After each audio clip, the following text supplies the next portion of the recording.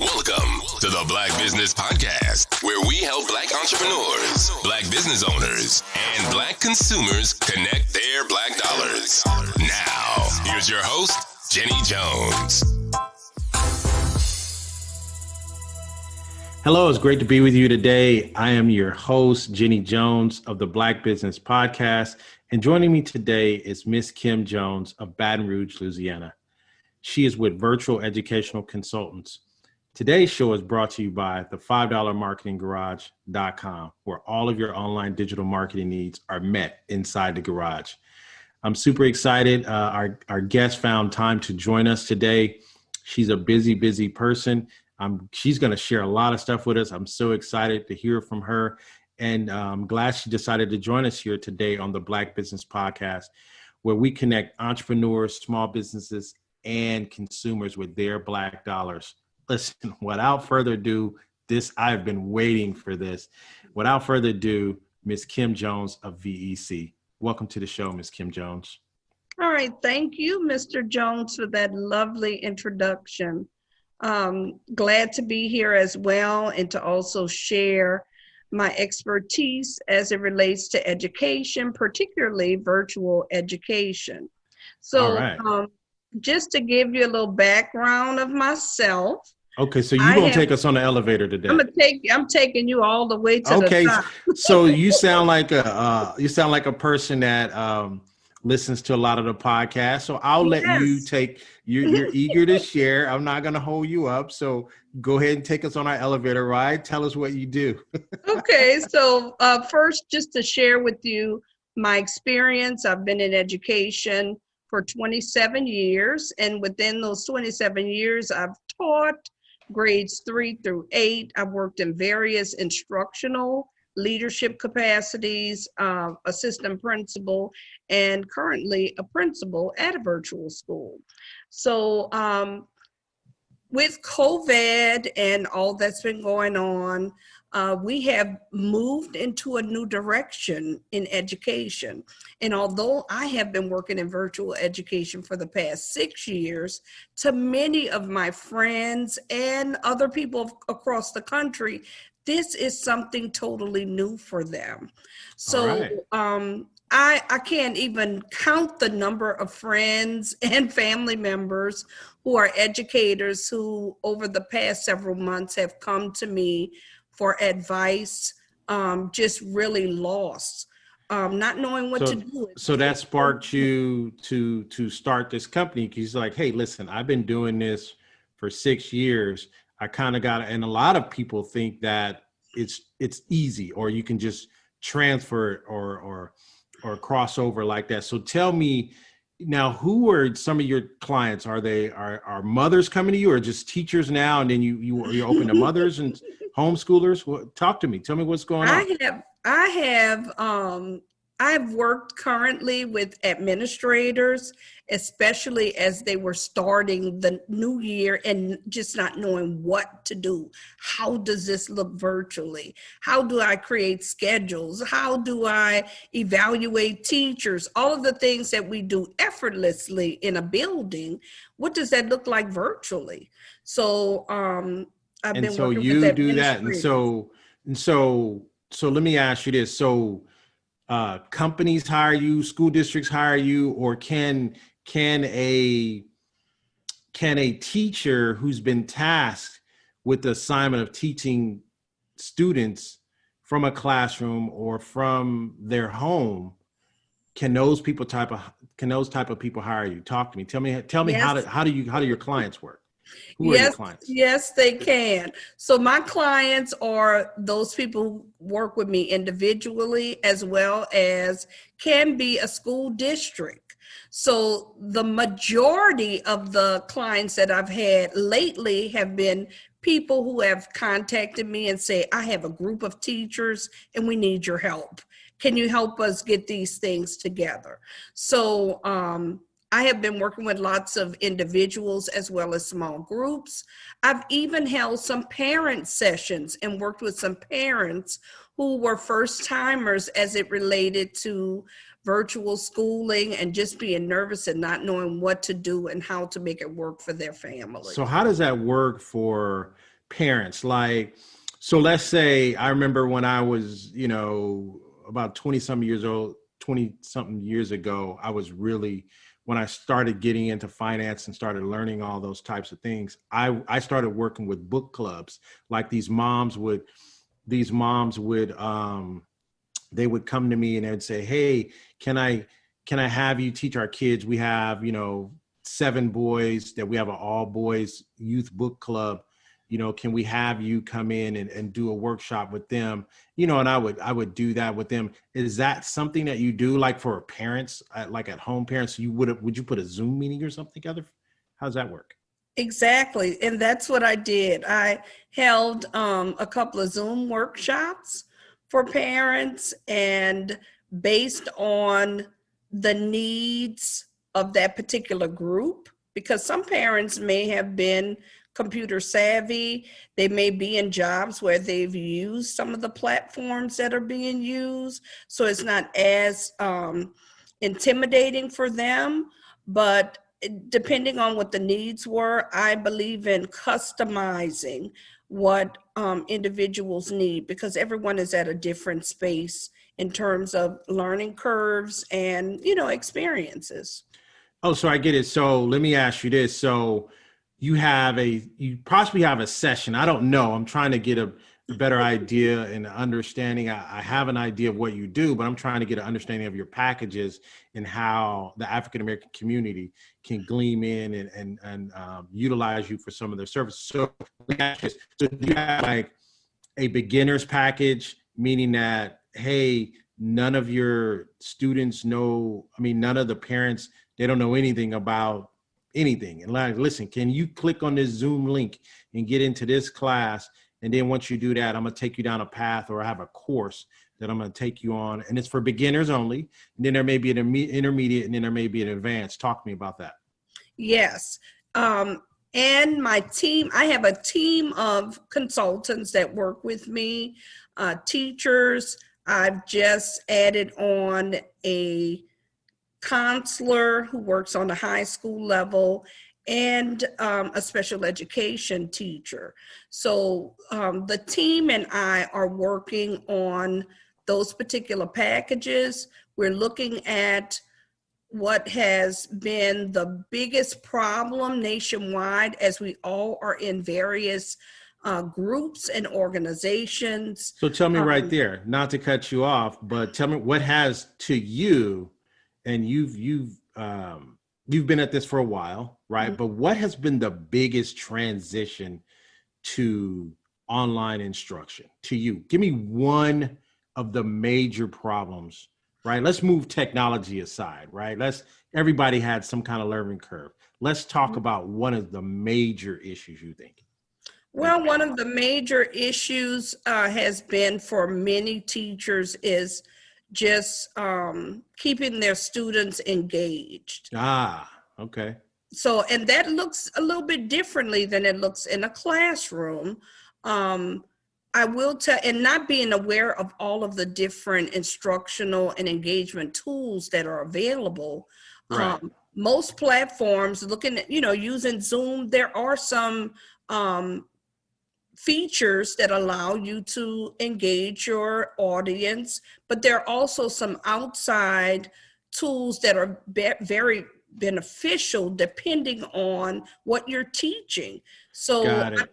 If you're teaching math, I want to make sure that student is doing that math problem, and I want to be able to, so that looks differently, in a virtual world. And there are different platforms and engagement tools that can be used where teachers could see what every student in their class is doing at that time. So I like that. So there's other platforms. So basically because you've been at this for a while, you already know there's other tools that some people may not even be exposed to.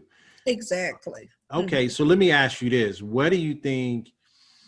And because I've been doing a lot of Zoom lectures or instructions myself. And of course, I haven't worked with kids in a while, not definitely over this platform, but adults enough have a hard enough time trying to stay engaged. So what do you think is a good number, that a max number? And I know it really probably depends on the subject, but what do you think is a good max number, because that you would have in an online lecture or structure or something? What's a good number for you? Well, I would say, especially for K to 12 students, definitely the lower the grades are, I would say about 15 to 20. And then as the grades progress, upper grade, maybe middle school and high school, you might be able to do about 20, 25.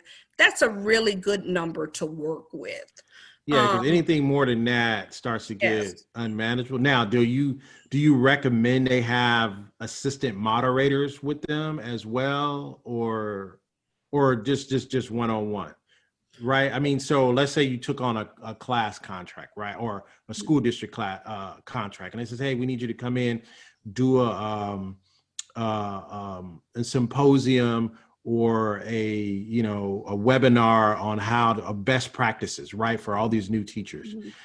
So would you recommend that if they can have a student aide, they should have a student aide to help monitor, or what's your recommendation on that? I would say yes. So a lot of schools do have teacher aide or teacher assistants. That's offline though. We know. But okay. Even online, that person can help to manage, because if we are actively, you and I are just having we're having a conversation here, but if it was multiple people and we were writing in the chat and we were posting things that they needed to manipulate, it's a good idea to have someone in there to help manage all of the things that are going on. So a lot of school districts, now that we are going virtual or hybrid or whatever you want to call it, they're calling it all kinds of names. It's got all kinds of names. Yes, they're calling it all kinds of names. They have all of the faculty who are would normally work with small groups and are displaced. That would be a good place to put them, especially in the grades where that you might have a larger enrollment, someone to help the teacher get through the day. But I will tell you this, we have to have patience with this. Learning how to manipulate all of these things, and there's so many different things to use, it takes a lot of patience. I remember 6 years ago when I decided on my own, okay, I want to try virtual. And the thing that sparked my interest in virtual as a graduate student in the 1990s, and yes, I'm telling my age now. Yeah, don't do that. Don't do that. No, as a graduate student, I remember when online learning first came on the scene. In fact, we were in a graduate class having a very intense conversation as it relates to what would that look like. And we're talking about 1995, and here we are today in 2020. But see, back then, it was chalkboard though. It was it wasn't live interaction. It was more, let me post this and let me see if somebody, so it was, because I don't want to date myself, but I remember going through some things like that as well. But it was almost like a Facebook type of, but it wasn't real time. It's like if I post a comment, I might not see a response for 2 days. Exactly. And look at where we are today. That's the comment that the point that I'm trying to make. Oh, absolutely. I got you. Over the years, we had no idea we would be here. So those people who are brick and mortar now, who are being forced to do online with very little training and experience, you can understand the frustration that they're going through, because someone like me who chose to do it found quickly that this is difficult, that you have to learn a lot, So it's a lot to learn, and technology changes every minute. So as soon as you master one thing, they've changed and upgraded. Even with Zoom, since March, Zoom has upgraded tremendously. Absolutely. And I think it's due to what we're going through. They've added all these extra features to make sure they're accommodating everybody and all the needs of everyone. So it's funny. I remember when I first started teaching grad school, and the job I applied for was an online instructor. And I was like, well, I was teaching undergrad and I was teaching junior college. I was like, oh, I already know how to teach. They said, no. You're not certified to teach online. I was like, how I'm not certified to teach online? So I'm going back and forth with them. And then they said, all right, we're going to give you the opportunity. Right. And it says, we're going to give you a class. We'll let you try out a semester. We'll give you a class because we really do need online instructors. And so, man, I got that class. I said, oh, Lord, they wasn't lying. This is different. And we different. Think that it's, even though I had taught all those years offline, it was totally different because you have to engage your students. You have to keep them involved. You have to do, and I can imagine for the different age groups. And I am cringing when I think about the youth, the smaller kids, because I used to teach offline when I was doing lectures, and I used to teach at they used to call it kids college. And I used to teach kids how to balance their checkbooks and stuff like that, just to keep those kids engaged. And we were in person was a challenge, right? And then sometimes little Johnny's mother had to stay. I'm like, no, you need to stay, because little Johnny doesn't sit still. So I can imagine. So it's funny, even when you tell me this stuff, it's funny because I'm thinking about how challenging it is. And I remember how challenging it was back then, but I'm thinking it's like, oh my God, this has got to be a nightmare. And I can see where your services would be very beneficial in that. So let me ask you this. So let's talk about the business aspect. Let's talk about what has it meant for you to put yourself out there as a consultant.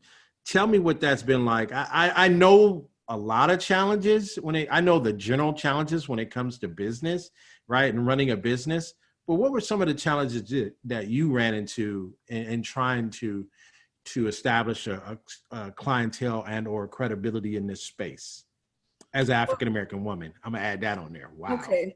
Well, first of all, I will say that I am definitely operating in my gift. So my gift is teaching. And, I've been an educator many, many years. I feel it an honor, actually, to be able to be one of the few who are leading the way in terms of experts in education at this moment. And you're a woman of color, but go ahead. I'm sorry. And to be able to share that information to make life better for, it's all about the students at the end of the day. So if the teachers are not comfortable, or the administrators, or even the parents, if they're not comfortable and feel confident in their role, then it's going to pour into the kids, and that will have an effect on how our kids do.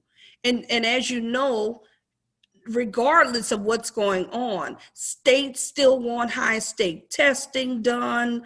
The government is saying you don't do X, Y, Z, you can't have your funding. So, it's a lot of pressure for them. So I feel that, first of all, this is an honor.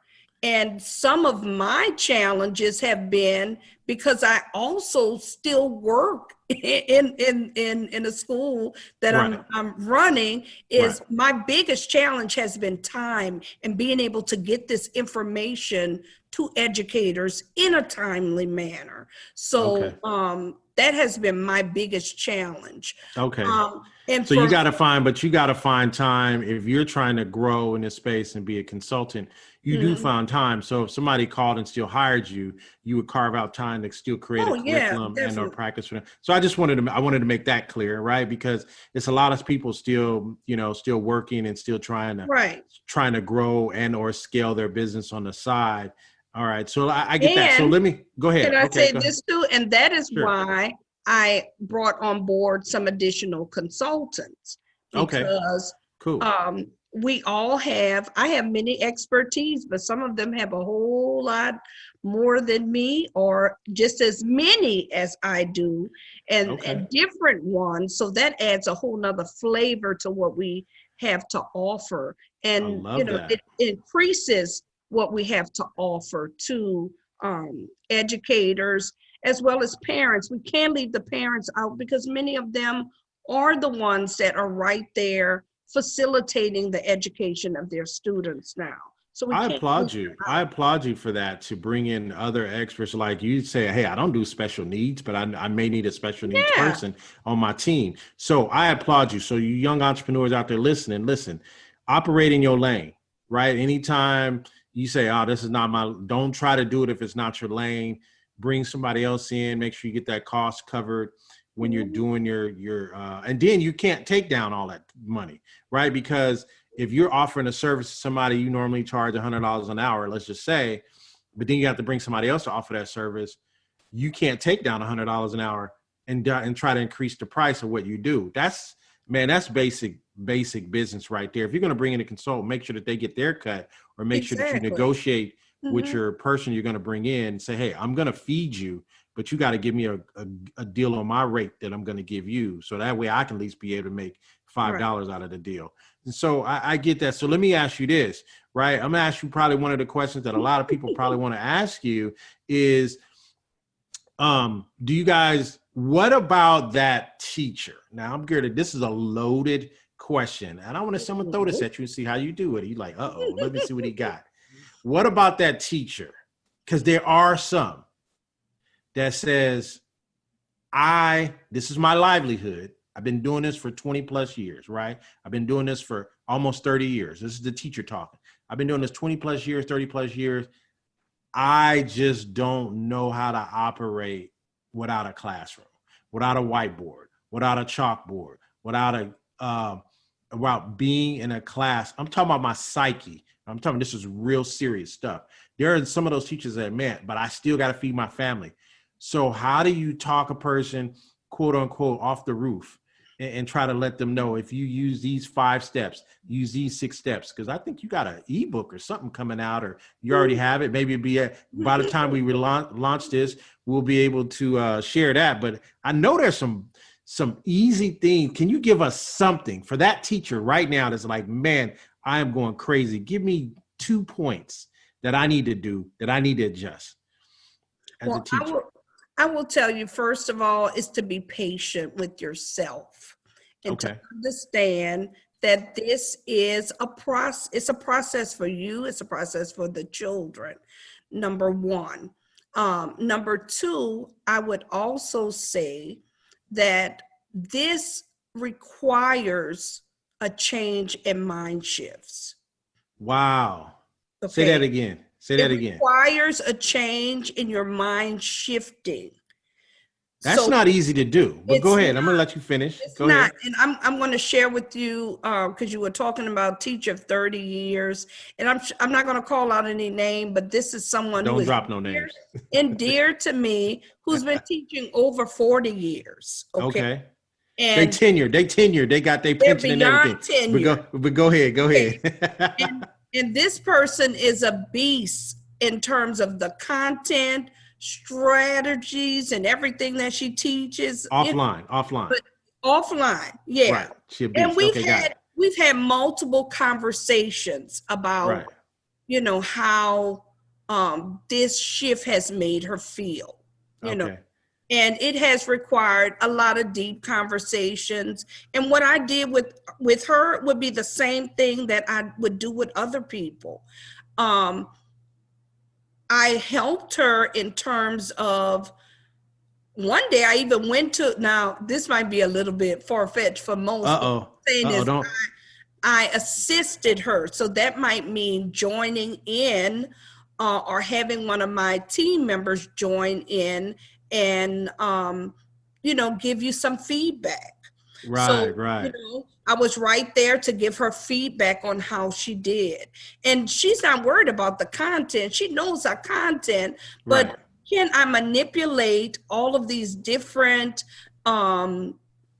platforms that I have? So, you know, in the beginning, she was very nervous. She was saying, maybe this is time for me to, my cue for me to retire. And I was saying, no, indeed, you're so great in education. Let's do this, this, or that. I can't tell you all the things to do because then you won't come and get my services. But, hey, I ain't mad at you. I'm just, but give me some gravy now. Give me a little something. So no, I got you though. I do understand that. You know, just talking her through and being there as a support system for her and showing her you can do this, coaching her along, being her cheerleader. Often that's that psyche though. You need that though sometimes. Yes. If you ain't never did that, if you're in uncharted water, especially teaching, and you know you've been a good teacher, right? You know when you're a good teacher, right? But when you start getting it out, and we used to call this in the corporate world, we say, I think you out beyond your skis, right? Mm-hmm. Your skis is only so far, but you about to land and you're going to be on the other side of your skis. That's the term we used to use. And he's like, I might be a little bit far beyond my skis. And that's the term we used to use. And I think that's good that you actually do that to kind of walk people through that and stuff. And I know that's got to be difficult. And one thing as teachers, I think you need to realize and recognize when you're being evaluated. It's two types of evaluations, right? So, and I used to hate getting evaluated. When I first started teaching, it seemed like I was getting evaluated every semester. I'm like, why won't y'all pick on somebody else, right? Because I'm like, why y'all keep evaluating me? Mm-hmm. And one of the evaluators came to me after class. She says, you do a great job teaching, but you need to stay to the curriculum. She said, you need to. I said, listen, I see their eyes and some of them are going like, I don't understand what he's saying. I may have to pick up another topic or I may have to give them another scenario so that I know that they get it. And they said, well, yeah. And this is, I remember, I'll never forget it. She says, but you don't have time to do that. I said, that's not the way I teach. I want to make sure everybody get it. And so we can move forward. And so being evaluated is really, really tough. So you come along and you evaluate people, but it's constructive criticism. Hey, why don't you do this? Why don't you do that? Now, you know, you've had those evaluations of people trying to come at you all sideways, right? Yeah. You don't do that, do you? You do the constructive. Well, actually, in our case, just like in a brick and mortar, teachers are evaluated. And real quick, brick and mortar, she's thrown that out a couple of times. Brick and mortar, traditional college. Brick is when they build it, put the mortar in between. That's like cement, right? Buildings. Brick, mortar, yeah. So that's old school. Yeah, somebody works in a building. All right, so I had to break that down. So just like a traditional brick and mortar. Evaluations, that's a part of it. So for someone who's new to doing this, may not know an administrator what that looks like virtually. So a small group in a virtual setting is different from a small group in a brick and mortar. You know, small group may be in a breakout room. You understand what I'm saying? But are they evaluated? Are you going to evaluate me the same way you would virtually, the same way you would for brick and mortar? We use the same evaluation?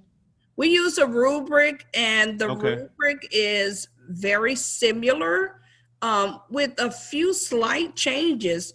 But this is the one thing, once you have mastered the use of the platform, right. A good teacher, when you know your content, you know your content, and you'll be able to deliver that. Once you get over the fear and you build up your confidence and know that you can do it, I tell all of them to start small. Okay. So if you know this is the first time you've taught virtually, don't try to get all those external instructional tools. Yeah. Use what's in the platform, because guess what? The students already know how to do it. Better than you.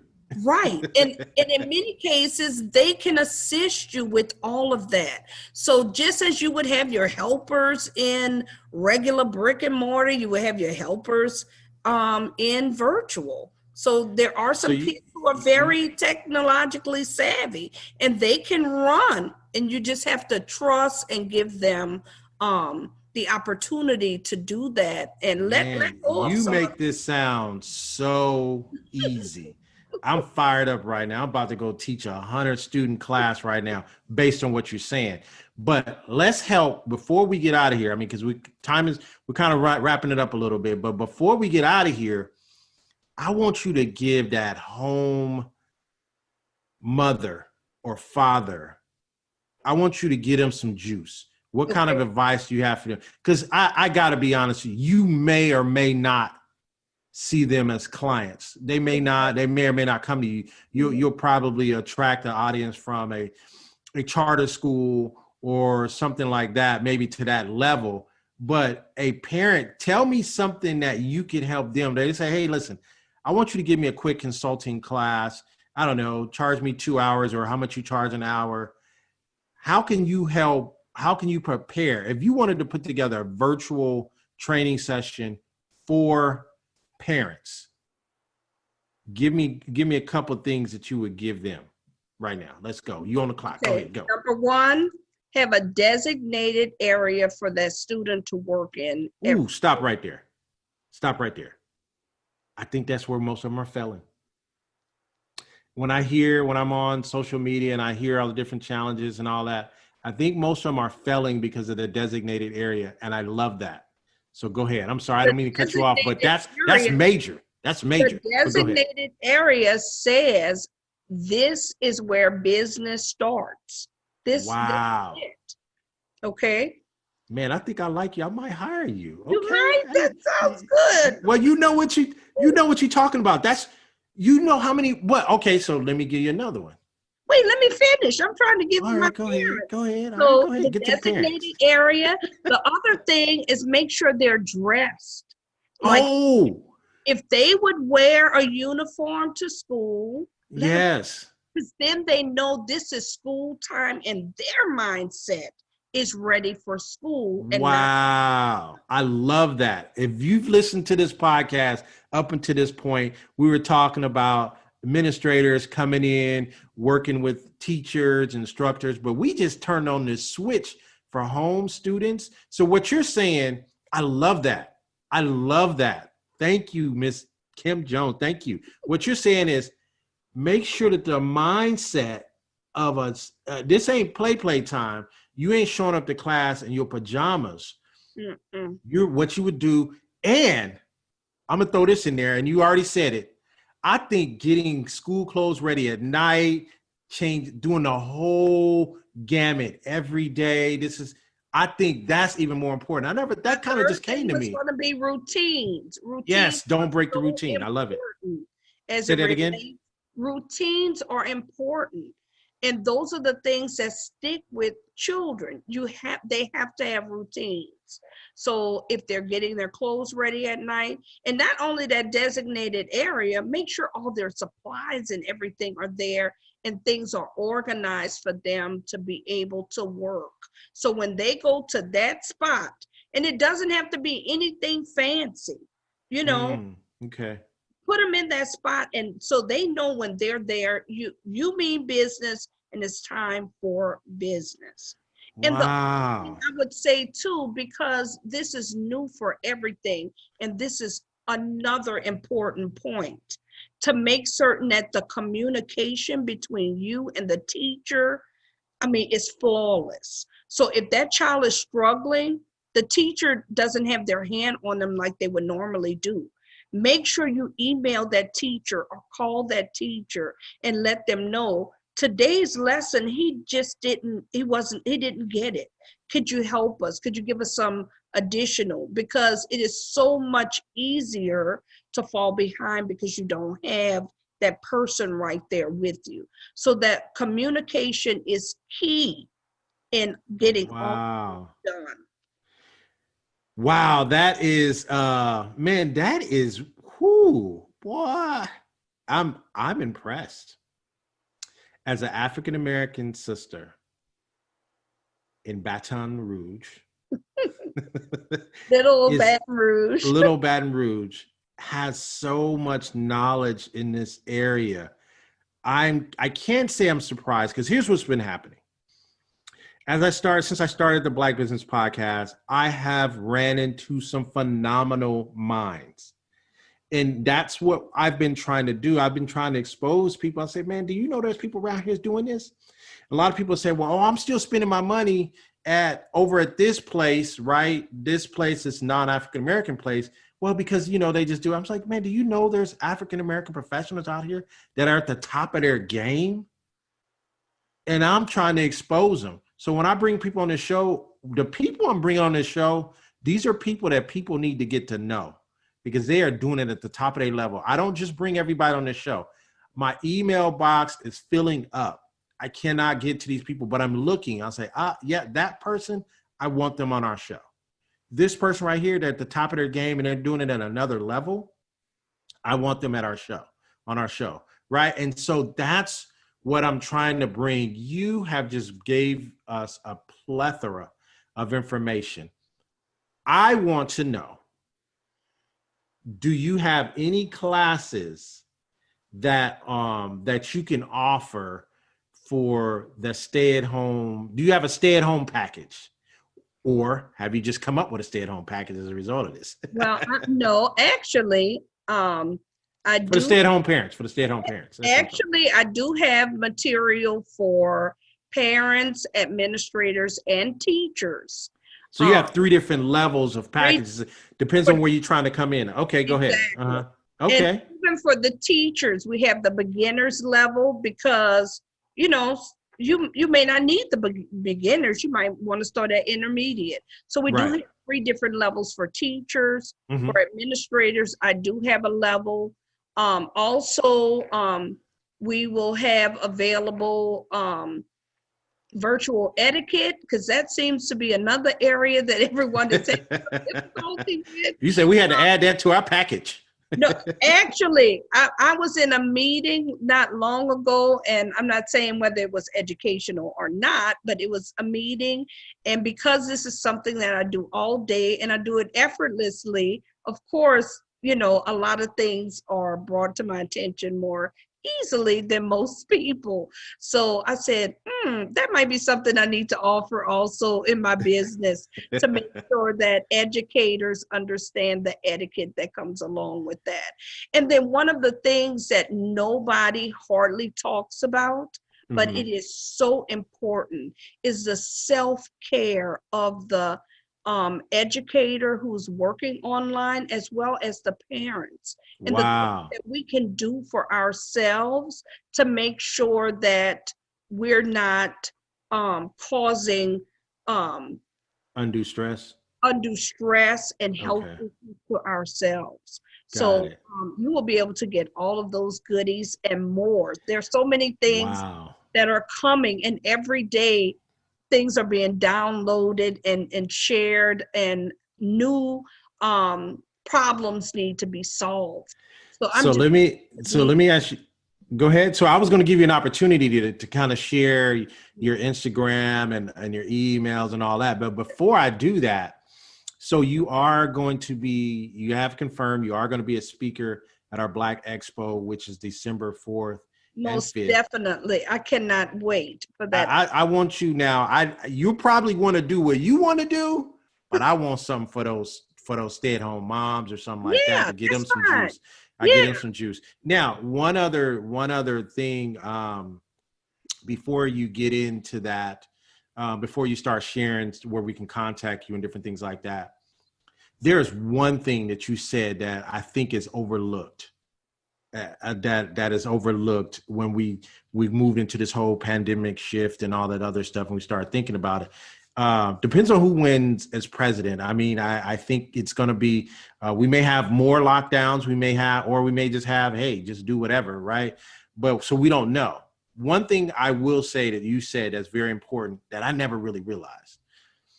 The more comfortable you are with your tools or your online platform, the more your fear would subside. You said that, and I started thinking, because I think about that's where I was struggling at when I first started. I never thought of it because I never wanted to do any kind of curriculum like you're doing. But he's like, oh no, that's very important. So that's very important. If you're familiar with it, if you don't know it, I would go in there before class start and just try to break stuff to see where I know how stuff works, or give me a tutor and go through all the tutorials. So that's very important. That's very key. You said a mouthful today. Thank you. Thank you for finding time to join us today here on the Black Business Podcast, where we are trying to connect our Black dollars with entrepreneurs, small businesses, and consumers. So before I allow you to start putting out all your Instagram and stuff like that, do you have, so you will be in our store, you will be in Shop Black Business Podcast. Do you have a special or something for anybody that's listened this far in the podcast and they find you in our store? If you found me in the store for the Black Business Podcast, and if I give you this is the discount that I'm gonna give you as a parent or a teacher. Do you have anything like that? I know I'm putting you on the spot. You are putting me on the spot, but definitely I was going to ask that question anyway. So there will be a percentage off for those people who, and there may be even a few little freebies. So I want a freebie up there. I want my people to get the freebie. I want people that's listening to this podcast to get something free from our people, to allow at least something that shares your expertise and who you are. And it says, hey, this is a sister that I want to do business with. Matter of fact, this is a sister that I want to see succeed in this world that does not look like her at this level doing this type of business. So I appreciate you. We'll, whatever it is going to show up there. I thought you was going to give us a little number or something like that, but you don't know. I ain't gonna, you already put your own self on the elevator. So I ain't gonna give you a hard time on that. Anyway. So listen, how can we find you? How can we connect with you? Tell us, we want to know. Okay. So I'm going to tell you, and I'm focusing on the Instagram right now because I have so many different target audiences on Instagram. That's fair. That's fair. Yeah. So my Instagram is VEC_LLC.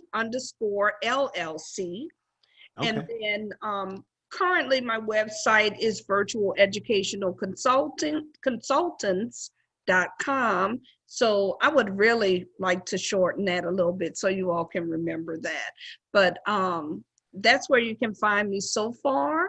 I am on other social medias, but I'll have all of that information on the freebie. It'll be all of the ways you can contact me as well. And please share my information with others. I am really excited again about being able to share my expertise and making certain that through the knowledge and experiences that I've had, that children, remember, they are the reason why we do this, that children will be able to succeed in spite of a pandemic. So that's where Wow. I think we're going to end it there. You said a lot today. I'll tell you what, I'm full, right? I came into this interview with an empty cup, and that's what I like to do. I like to empty my cup and try to see what I can fill it up with new knowledge. I'm full today. And I thank you for that personally from the bottom of my heart. You've helped some people. You've helped a lot of people in a lot of different areas. And that's all we're trying to do out here. We're trying to keep our Black dollars circulating in our own community, empowering each other. I want to see you as a Black sister, a strong, smart Black sister, be able to succeed. And we're going to do the things that we can do. We're going to make sure that you're able to give in your platform, that you'll be able to speak at our upcoming Expo on the 4th and the 5th of December. You guys need to connect with her, find her on Instagram. She's going to have a discount coupon. I don't know what that is yet. Families. I definitely want to see as many families as possible. So I would be honored to share with the families and really get them where they need to be. All right. That is our show for today. Thank you guys for joining us. Hey, how you can help us grow is you can find us on YouTube, right? You can, the Black Business Podcast. You can find us on Facebook, the Black Business Podcast. Don't forget to put that "the" in there. And that's how you can connect with us. And we do have an expo. Our expo is Black Business Online Expo. blackbusinessonlineexpo.com. That's where we're going to have our expo at. We're going to have 20 some odd speakers. I think 23 have confirmed. I think we're going to end up with around 25. We're going to have speakers in education. We're going to have firearms expert. He's going to be there talking about how you get your license, where you find your weapons at. Well, not weapons, but where you find your firearms, your legal firearms, things of that nature, how to get properly licensed. We're going to have a trademark attorney on there. It is going to be live. Cost is right now, there's a discount. Tickets are less than $20, right? If you can't find $20 to invest in your African-American community, I don't know. All right. So anyway, thank you guys for joining us today. Thank you, Sister Kim Jones, for joining us, giving us your information. And that way we'll be able to find and connect with you. You guys like, share, subscribe. We love you guys. Until next time. Peace out. Thank you for having me. Mm-hmm. Thank you for listening to the Black Business Podcast, where we help Black entrepreneurs, Black business owners, and Black consumers connect their Black dollars. Hosted by Jenny Jones. If you like what you heard, be sure to like, share, and subscribe to our podcast. If you want to learn more about all our podcast guests and spend your Black dollars with them, visit our online store at shopblackbusinesspodcast.com.